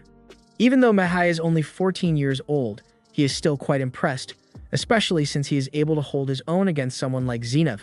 But the strength gap is still too wide, so Mihai ultimately ends up losing. Everyone praises Mihai for doing such a good job, but then Cecil notices Alan carrying his quarry for the day, and she compliments him on such a good catch. It is undoubtedly impressive that Alan was able to defeat a monster like that, and since they've got a little extra time to kill, Mihai asks Alan if he would like to spar as well. Zenov looks to Granville to see if he approves, and since Granville has no problem with it, Zenov hands Alan his sword so he can fight. Alan is really excited since this is his first time holding a mithril sword, and it has been ages since he did any sparring, so he can't wait. Right now, his stats are optimized for hunting, not combat, but with all the level increases he has been getting lately, he is sure his current build should be able to handle this. The duel begins, and Alan initially tries holding back to avoid hurting Mihai, but as his sword clashes with Mihai's for the first time, Alan realizes something. This dude is strong. Mihai has spent several years training and studying in the Royal Academy, and all those years of experience play a crucial role in combat. So even if Alan is similar to him in terms of strength, his swordsmanship is still novice level at best, so he never stood a chance. Once the duel is over, everyone once again starts praising Mihai's strength, but Cecil does praise Alan as well, since he held up pretty well against Mihai for a while. Thomas asks Mihai how he got so strong, so Mihai explains that he was forced to clear a dungeon as a summer project last year, and that experience made him a lot stronger. Cecil realizes that's probably why Mihai wasn't able to visit last summer, and she feels kind of bad for him. But Alan is busy thinking about how amazing the training Mihai receives at the academy must be. Cecil asks Mihai whether he's going to stay for a while, but unfortunately, he has to head back to the academy in a few days, and he won't be back until summer next year. Alan suddenly asks Mihai to spar with him when he next returns, and Mihai accepts his request. He then shakes Alan's hand and asks him to take care of Cecil until then, and Alan is forced to agree, but internally, he's thinking about the quickest way to get out of this stupid job without dishonoring his father. A little while later, Viscount Carnal shows up to pay Granville a visit, and he makes some snide remarks about this being a backwater town, which Granville laughs off. But it's clear that these two absolutely hate each other. Alan serves Carnal his meal, and Carnal is delighted because he thinks this is the famous boar meat that Granville had been keeping all to himself, but in reality, it's just the horned rabbit Alan hunted. However, Carnal can't really tell the difference. The Carnal and Granville families have been at odds with one another for centuries at this point, and right now, the Carnal territory is doing really well, while the Granville territory is on an economic downturn. The reason for this is the fact that both territories are located on either side of the White Dragon Mountain. The mountain contains a lot of mithril, so both regions have several mines in the mountain, but the dragon on top of the mountain is currently roosting on the Granville side, so they can't use their mines, which is why their economy took such a huge hit. Though, it hasn't always been like this. The dragon is very fickle about its roosting spot, so roughly every 100 years, it switches sides, which flips the power dynamics between the two sides. Anyway, Granville asks Carnal why he came here since this couldn't have been a pointless visit, and Carnal was so preoccupied with his food that he nearly forgot to mention it. But he says his oldest daughter recently underwent her appraisal, and he wanted to personally share the news. Alan assumes Carnal's daughter must have gotten an amazing talent, so he is here to rub it in Granville's face. But to his confusion, Carnal announces that his daughter is talentless, and what makes it even more confusing is the fact that Carnal mockingly reminds Granville that 2 out of his 3 children have talents. Granville gets angry and points out that Carnal also has an older son who has a talent, so that means both of them are going to have to fulfill a noble's duty someday. After that, Carnal leaves, and Alan has no idea what that whole thing was about, but it did teach him that being a noble isn't as much fun as he thought. Sometime later, on one of his days off, Alan meets with the party he helped and asks them for some advice because he's thinking about hunting a few C-rank monsters. After all, he has hunted over 10,000 goblins in the forest already, and farming D ranks really isn't doing it for him anymore. The group warns Alan that C-rank monsters are a lot more dangerous than what he's used to, and Alan is aware of that, which is why he wants to learn everything he can from them before going on his next hunt. Later on, Alan is out in the forest when one of his birds spots a C-rank monster and rushes over to come call him. Alan goes to investigate and finds an orc sleeping under a tree, and this is a perfect opportunity to attack, so he proceeds to jump the orc with a horde of tigers. The orc tries to fight back, but Alan has way too many summons for it to stand a chance, so it eventually succumbs.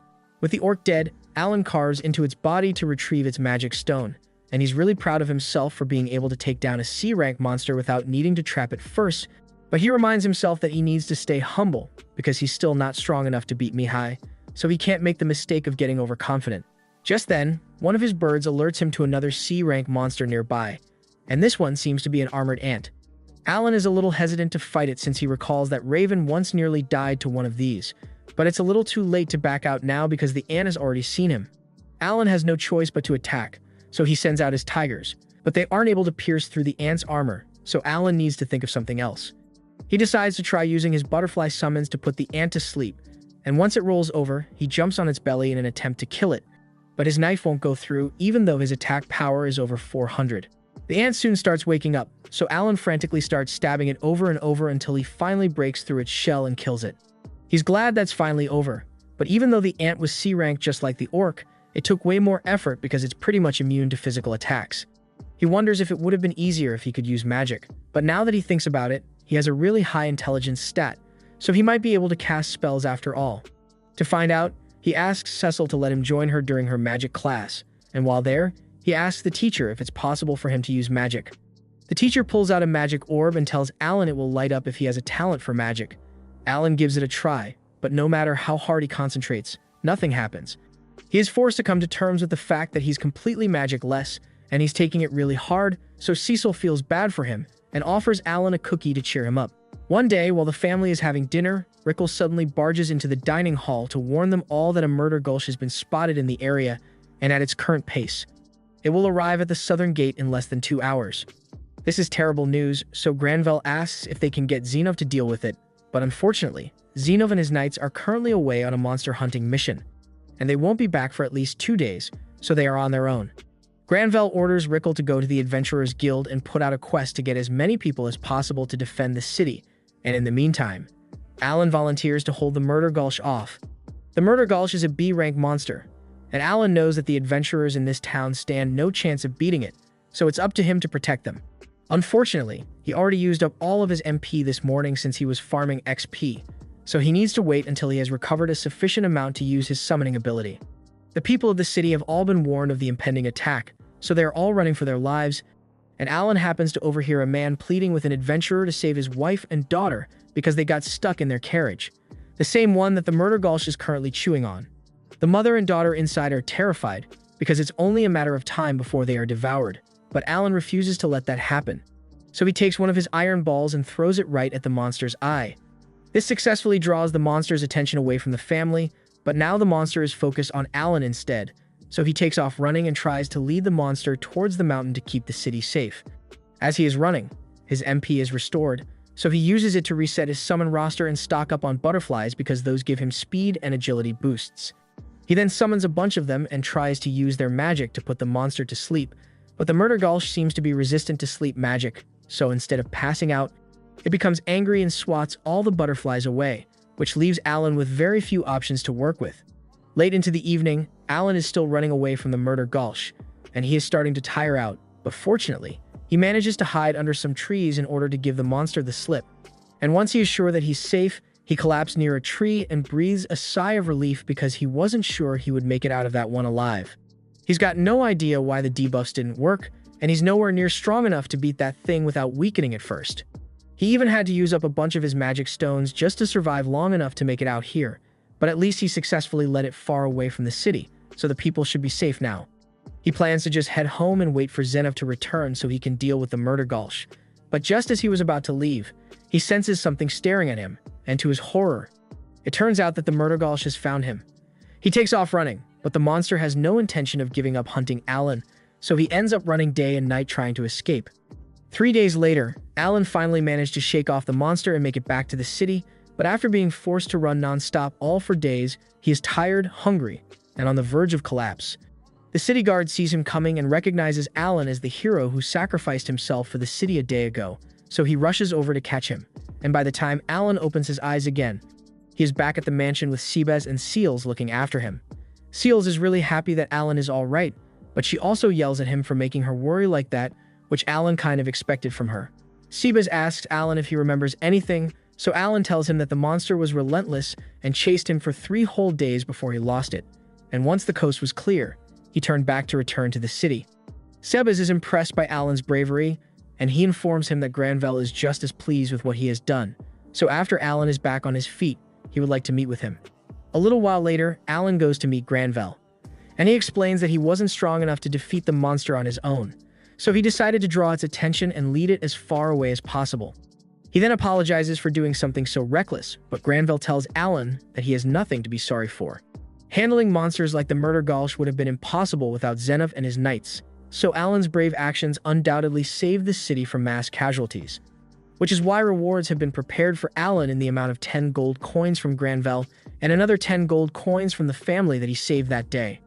Alan is overjoyed because with that kind of money, he could definitely buy himself a decent sword, and that's exactly what he does, because the next time we see him, he's rocking a mithril sword. With this, he is easily able to defeat an armored spider on his own, but it's still not hard enough to pierce through the spider's hard abdominal armor. That said, it is capable of piercing through the gaps in the armor, so Alan is able to dig into the spider's body and take out the magic stone. Now that he's done with that, he wants to run a little test with his summons, so he calls over 3 of his hawks, has 2 of them land, and then stores 1 in his grimoire. He then places a fruit in a bag and asks the hawk in front of him to point to the item that he put in the bag. The first hawk easily identifies the fruit, but Alan already expected that, so he moves on to the next step of the test and resummons the second hawk. He then asks the hawk the same question, and it immediately identifies the fruit, which tells Alan that different summons of the same type can share information with one another. He then calls the third hawk down and asks it to do the same thing, but this time, it can't answer the question, so the information relay must only work on hawks that are still inside the grimoire. Some time goes by, and in early March, Cecil's brother returns once again, so he gives Alan the rematch he requested. Alan has gotten a lot stronger after farming all those C-rank monsters, but he's still struggling to keep up with Mihai's raw skill. The match ultimately ends with Alan's loss, and Zenov congratulates Mihai for an excellent display of skill, and Alan congratulates him as well, but inside, he is seething with rage because he doesn't understand what kind of training Mihai has been doing at the academy to get this strong. After the duel is over, they all head to the dining room for lunch, and there, Mihai learns that Alan recently fought a Murdergulch. Alan explains it's a bit of a stretch to call what happened a fight, since all he did was run away. But Mihai is still impressed that Alan made it out of that alive because even he wouldn't be able to beat a B-rank monster like that. Just then, a knight barges into the dining room, and Alan is a little concerned since it didn't end well for him last time this happened. But to everyone's surprise, the knight comes bearing good news. He informs Granville that the white dragon on the mountain has begun to migrate towards Karnal's territory, so this means they will finally be able to use their mithril mines again. Granville is overjoyed to hear this, because this will be the start of an economic boom for his territory, and he is so excited that he wants to send knights to go inspect the mines at once. However, Zenov tells him to hold on a minute, because it would be better to figure out where exactly the dragon's new nest will be located before making moves to restore the mines.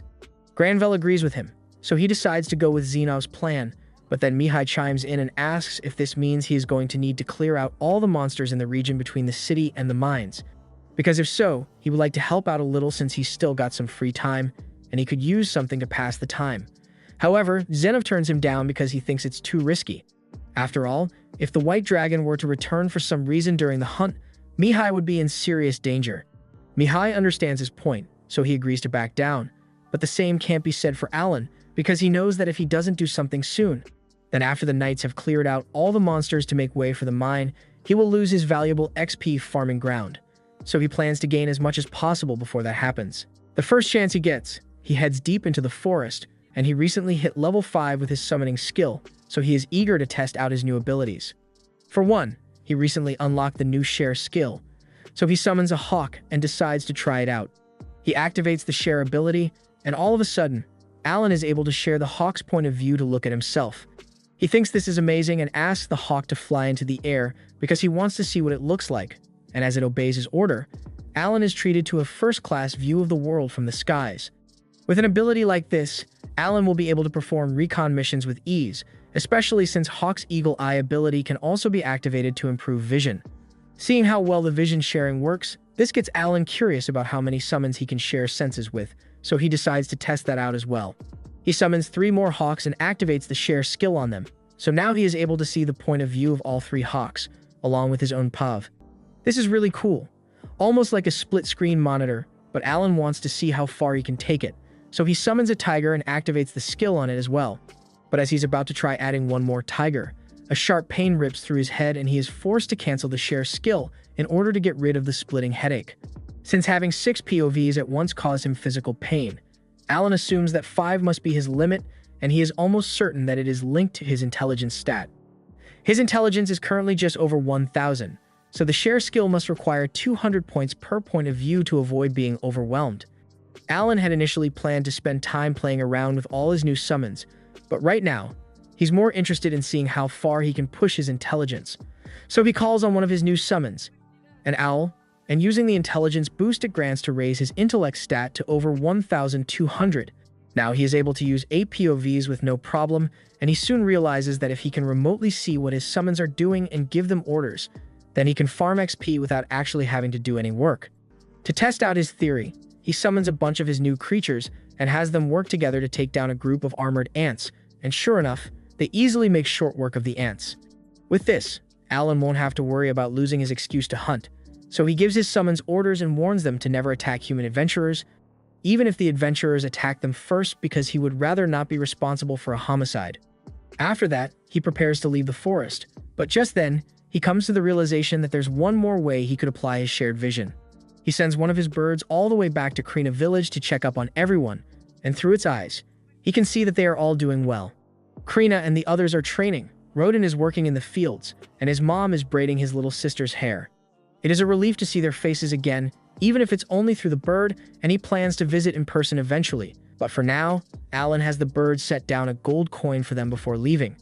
6 months go by, and Xenof and his knights have been making steady progress with reclaiming the mines, but unfortunately, Xenof informed Granville that it's going to take a lot longer than expected, because during the time that the mithril mines were left untouched, they became overrun with monsters, and on top of that, the surrounding villages which had acted as mithril refineries have also been overrun with monsters. He estimates that it will take at least 3 years to reclaim all of those regions. Granville is shocked to hear this, so he desperately asks Xenof to try to get it done as soon as possible because he can't wait that long. Alan finds it a little odd that Granville is being so impatient, but then he overhears Granville asking Xenof if he has any intel on what Karnal has been up to these past few months. As far as Xenof knows, Karnal attempted to continue mining even though the dragon had moved back over to his side, and ultimately, the entire mining crew suffered for it because they were burnt to ash as soon as the dragon spotted them. It is unlikely that Karnal will be able to continue his mining operations as things are now, but Granville asks Xenof to remain on high alert because there's no telling what trick Karnal might pull this time. Alan doesn't really understand what they are talking about, but he doesn't particularly care because over the past 6 months, he has been farming XP with his monsters non-stop, and after he turns 12, he plans to quit being a servant here and go register as an adventurer. Though that's still 2 years from now, so until then he plans to continue taking out as many monsters as he can before the knights clear them out. To that end, as soon as Alan gets a chance, he heads out into the forest and locates a village that has been overrun with goblins. Normally, he would leave the goblin village intact and let them respawn so he can farm XP more efficiently, but he has seen Goblin Slayer, so he knows all about the messed up stuff goblins do out here. If he doesn't deal with them himself, then they are just going to end up hurting more people later on, which is why he's not going to hold back at all. He uses his bear summons to block off all the exits to the village and corners the goblins inside, and once there's nowhere left for the goblins to run, the bears begin mauling them. Soon after, the Goblin King comes out to fight, and normally, this would qualify as a boss fight, but Alan and his summons are way too overleveled for this to even be considered a challenge. So a few minutes later, every goblin in the area has been dealt with. By the end of it all, Alan earns almost 50,000 XP, and he plans to go around destroying every single goblin's camp in the area, so he's going to earn a lot more XP.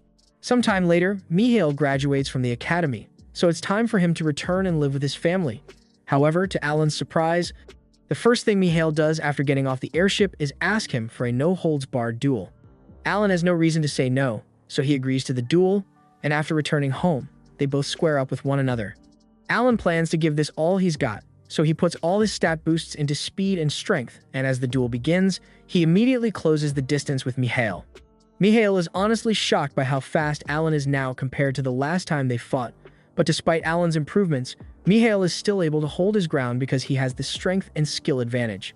Alan does his best to keep fighting, but before long, Mihail successfully disarms him, so he has yet again lost. Alan accepts defeat, but as he raises his hand to congratulate Mihail, Mihail silently walks past him and up to Granville. Granville says he is proud to see how strong Mihail has grown over his years at the academy, and he says he is the pride and joy of the Granville family, which makes what he must do all the more heartbreaking. Mihail then walks up to Cecil and Thomas and tells them that he has some bad news. He says he has to go fulfill the duty of a noble, so he is going to be gone for quite a while. Cecil is disappointed to hear that and asks Mihail what he is going to be doing, but unfortunately, Mihail isn't allowed to share that information. He assures her that he will be back in 3 years. Hearing that Mihail is going to be gone for so long just makes Cecil feel even worse because she was looking forward to spending time with him.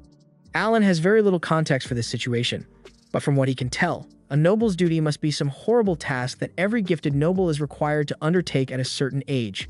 Kind of like how we all have to go cave diving alone with no gear one day. Truly tragic. The next day, Mihail is set to leave to fulfill his duty, and after saying goodbye to his family, he heads toward his carriage. As he's about to step inside, he leans in close to Alan and begs him to watch over Cecil for him while he's gone, and Alan just instinctively agrees. After that, Mihail leaves, and Alan is a little curious about the whole noble's duty thing, but not so curious that he is willing to go snooping around, so he just lets it go. A year later, Alan has made some significant progress in his quest to eradicate all goblin camps in the forest, and he decides to move on to orc camps now. Orcs may be stronger than goblins, but overall, it's not that much of a challenge for Alan and his summons. They all coordinate well to deal with the orcs' attack, and Alan is really happy with how well things are going. But he does wish there were some way for him to tell how much health his summons had left in reserve, because while they may be able to fight without getting tired, if the damage they take passes a certain threshold, they just disappear without warning. Though in a situation like this, it's not a huge problem since Alan could always just summon more monsters. The battle seems to be going pretty well for Alan, but all of a sudden, he spots a spell headed his way, so he scrambles and asks his 2 knights to protect him. They successfully block the attack, but Alan still wonders where the magic came from in the first place, so he looks back and spots 3 orcs wielding magic scepters. This is the first time Alan has gone up against an opponent capable of wielding magic, and he's got to admit that it really sucks. Those fireball spells do a lot of damage, so if those orcs keep attacking, then it's only a matter of time before Alan's army gets decimated.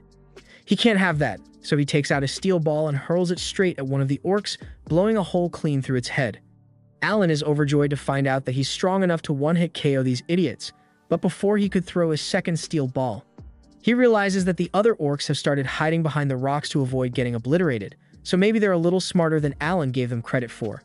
One of the orc mages goes running over to the orc king to inform him of what's going on, and meanwhile, outside, the full force of the orc army comes bearing down on Alan. There are a lot more of them than Alan was expecting, but he's got a ton of D-rank magic stones in supply after his goblin genocide, so he can summon up to 20,000 bears if he wants to, and that's why he's sure he's going to win eventually. However, just as Alan was gaining control of the situation, the orc king suddenly makes an appearance. This one is a B-rank monster, so it's going to be a significant challenge for Alan. He starts off by sending 2 bears out to fight it, but the orc king easily cleaves both of them with a single strike. Alan realizes he may have underestimated the power of a B-rank monster, so he decides to try summoning a few more bears to see if he can overwhelm it. Unfortunately, every time he summons more, they immediately get taken out by the orc king before they even have a chance to attack. Alan isn't going to be able to keep this up forever, and to make matters worse, he still has to deal with the remaining mages. Speaking of which, one of the mages launches a fireball right at Alan, and while he does manage to get his knights to block most of the damage, it is ultimately too much for them to handle, so they disappear, leaving Alan to deal with the extreme heat on his own.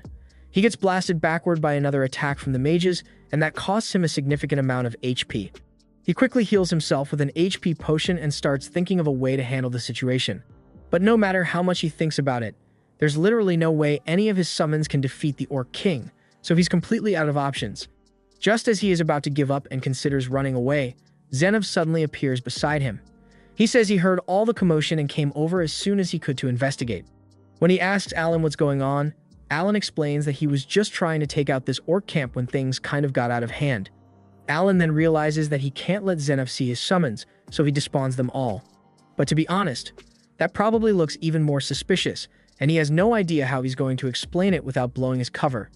However, to his surprise, Zenov doesn't question him about the summons at all, and simply says he's going to take care of the Orc King. While he's doing that, he tells Vice Captain Librand to handle the Orc Mages. As Zenov squares off against the Orc King, the monster swings down hard at him, but Zenov easily parries the attack, all while remaining perfectly composed.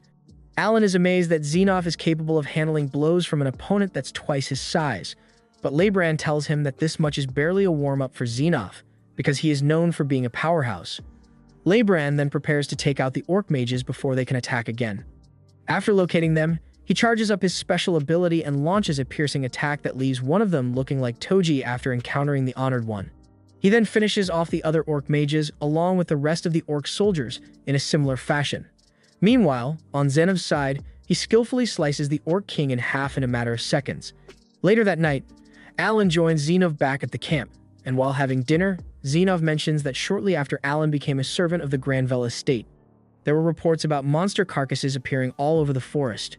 It wasn't difficult to narrow down who could have been responsible, and judging by how capable Alan is, Zenov surmises that he isn't talentless after all. Alan realizes that his cover is blown, especially when Zenov asks him if those monsters he was controlling are part of his abilities.